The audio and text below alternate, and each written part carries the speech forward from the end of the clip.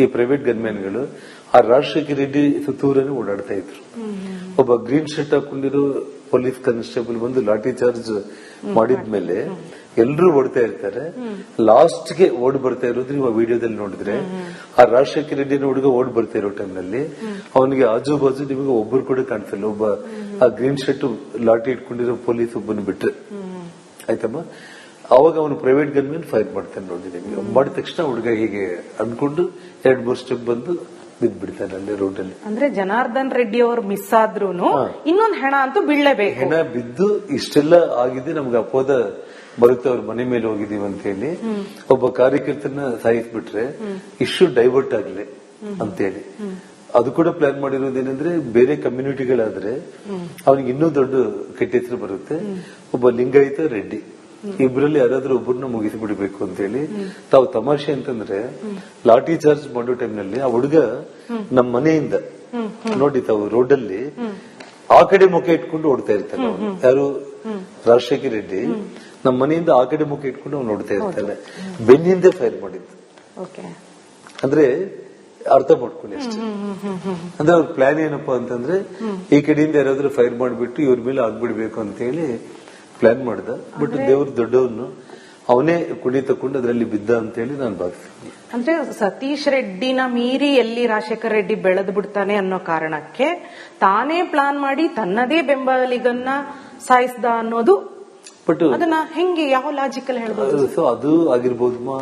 ತನ್ನ ಗ್ಯಾಂಗ್ನ ಹುಡುಗ, ತಾನು ಬೆಳೆಸಿದ ಹುಡುಗ ಅಂದ್ರೆ ಭರತ್ ರೆಡ್ಡಿ ಹೆಂಗ್ ಸಾಯಿಸೋಕ್ ಸಾಧ್ಯ ಸರ್? ಅವ್ರ ಟಾರ್ಗೆಟ್ ನೀವಾಗಿದ್ರಿ.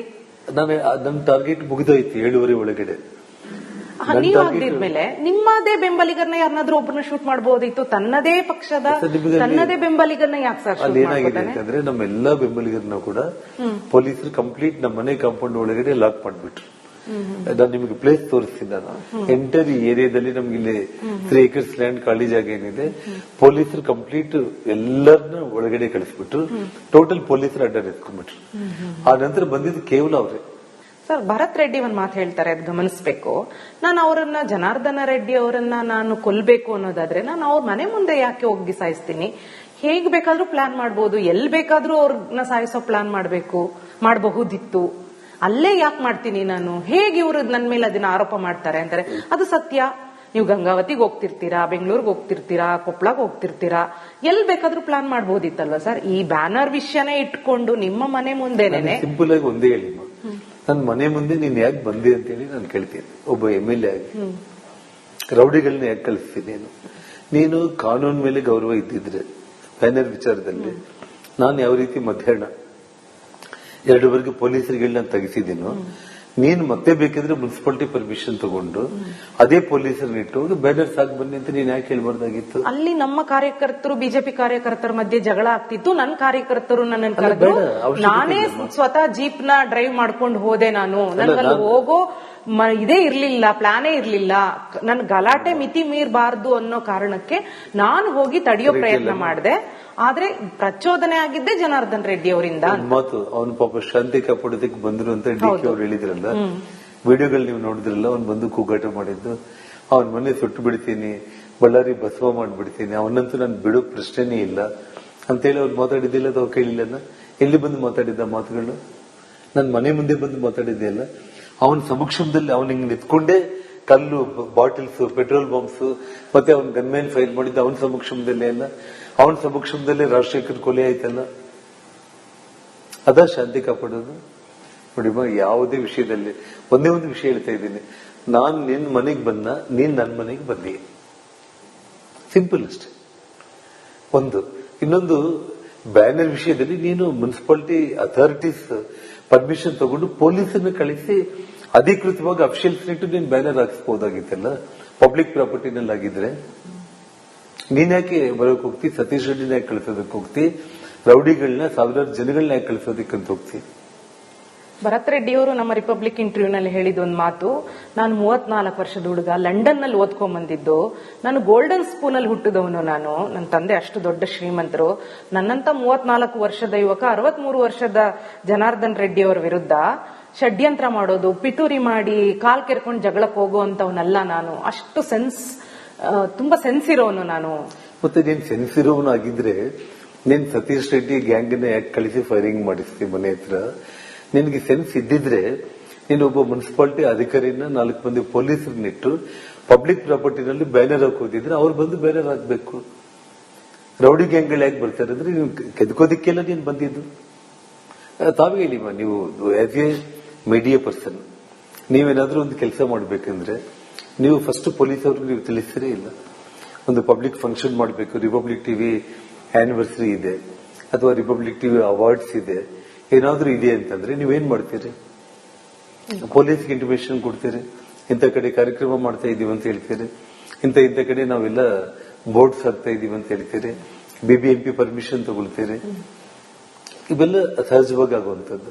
ಸೊ ನೀನು ನ್ಯಾಯಯುತವಾಗಿ ಇದ್ದಿದ್ರೆ ಕೆದಕೋದಿಕ್ಕೆ ಇಲ್ಲ ಅನ್ನೋದೇ ಆಗಿದ್ರೆ ನೀನೊಬ್ಬ ಮುನ್ಸಿಪಾಲಿಟಿ ಅಧಿಕಾರಿಗಳಿಗೆ ಹೇಳಿ ಪೊಲೀಸರ ಸಮಕ್ಷಮದಲ್ಲಿ ಪಬ್ಲಿಕ್ ಪ್ರಾಪರ್ಟಿನಲ್ಲಿ ಬ್ಯಾನರ್ ಆಗ್ಬೇಕಾಗಿತ್ತು. ಸರ್, ಒಂದು ಮೂಲ ಪ್ರಶ್ನೆ ನಿಮಗೂ ಭರತ್ ರೆಡ್ಡಿ ಅವರಿಗೂ ಯಾವಾಗಿಂದ ಈ ರಾಜಕೀಯ ವೈಷಮ್ಯ ಶುರುವಾಯಿತು? ಅಥವಾ ಅವರ ತಂದೆ ಸೂರ್ಯನಾರಾಯಣ ರೆಡ್ಡಿ ಅವರ ಕಾಲದಿಂದ ನಿಮ್ಮಿಬ್ಬರ ನಡುವೆ ಈ ಟಗಫಾರಿತಾ? ಸೂರ್ಯನಾರಾಯಣ ರೆಡ್ಡಿ ನನಗೆ ಅನ್ನೋದು ಸಂಬಂಧ ಅಲ್ಲ. ಬಳ್ಳಾರಿ ಮಾತಾಡೋದು ಒಂದೇ ಒಂದು ವಿಷಯ ಏನಂತಂದ್ರೆ ಶ್ರೀರಾಮುಲು ಅವರ ಸೋದರ ಮಾವ ರೈಲ್ವೆ ಬಾಬು ಅನ್ನೋರನ್ನ 91 ಸಮಯದಲ್ಲಿ ಬಾಂಬ್ಗಳಾಕಿ ಬಾಡಿನ ಚೂರು ಮಾಡಿ ಮರ್ಡರ್ ಮಾಡ್ತಾರೆ ಬಳ್ಳಾರಿ ನಗರದಲ್ಲಿ. ಆ ಕಾಂಟ್ರಾಕ್ಟ್ ಕಿಲ್ಲರ್ಸ್ಗೆ ಫೈನಾನ್ಸ್ ಮಾಡಿ ಹಿಂದೆ ಇದ್ದಿದ್ದೆ ಈ ಸೂರ್ಯನಾರಾಯಣ ರೆಡ್ಡಿ ಅನ್ನುವಂಥದ್ದು ಇಡೀ ಬಳ್ಳಾರಿಯಲ್ಲಿ ಮನೆ ಮಾತು. ಸೊ ಆ ಕಾರಣಕ್ಕೆ ಆ ಮನುಷ್ಯನಿಗೆ ಯಾವಾಗಲೂ ಆ ಇನ್ಸೆಕ್ಯೂರಿಟಿ ಭಯ ಇದ್ದೇ ಇರುತ್ತೆ.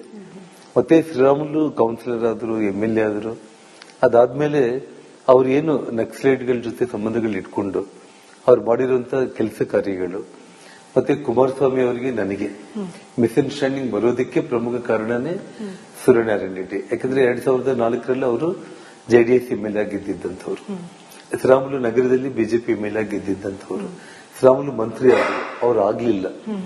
ಆ ಕಾರಣಕ್ಕೆ ಅವ್ರು ಮಾಡಿರೋ ಚಟುವಟಿಕೆಗಳನ್ನ ಸದ್ಯದಲ್ಲಿ ನಾನು ಮೀಡಿಯಾಗೆ ಟೋಟಲ್ ನಕ್ಸಲೈಟ್ಗಳ ಅವರ ಸಂಬಂಧಗಳಿಂದ ಹಿಡಿದು ಟೋಟಲ್ ಇಂಪೋರ್ಟೆಡ್ ವೆಪನ್ಸ್ ನ ಹೇಗೆ ಕಲೆಕ್ಟ್ ಮಾಡಿದ್ರು ಅದೆಲ್ಲ ನಾನು ವಿತ್ ಪ್ರೂಫ್ ಸಮೇತ ನಾನು ಮೀಡಿಯಾಗೆ ಶಾರ್ಟ್ಲಿ ಕೊಡೋಗಿದ್ದೀನಿ ನಾನು.